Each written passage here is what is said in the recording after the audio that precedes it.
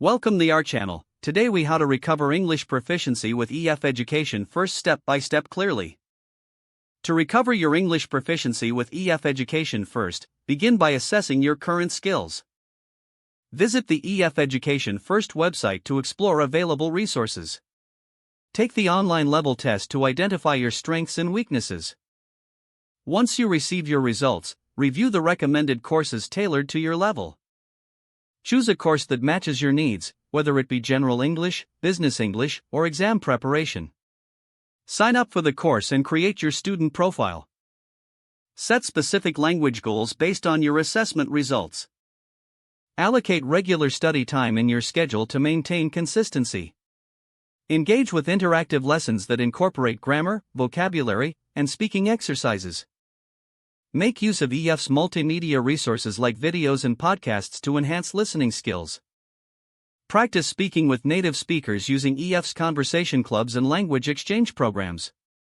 Track your progress through the platform's progress monitoring tools. Regularly revisit goals to keep yourself motivated and on track. Incorporate English reading materials, such as news articles and books, into your daily routine. Participate in EF's online forums to connect with fellow learners and practice writing skills. Seek feedback from tutors during your course to refine your abilities. Continue to practice outside of lessons by watching English shows and participating in discussions. Stay committed and adjust your study plan as needed to focus on areas that require improvement. By following these steps, you can rebuild your English proficiency effectively with EF Education First. If the page does not load, refresh the browser or try again in a private or incognito window. Make sure you are using the correct email address, then retype it carefully to avoid small typos.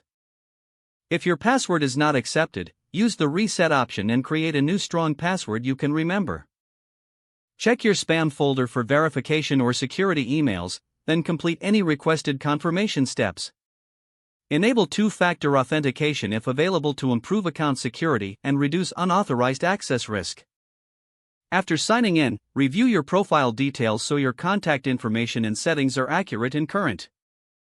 If you see an error message, note it down and try again after restarting your device and internet connection. Log out when you finish, especially on shared devices, to keep your account and payment information secure. If the page does not load, refresh the browser or try again in a private or incognito window. Don't forget to like this video and subscribe to our channel for more step-by-step tech guides.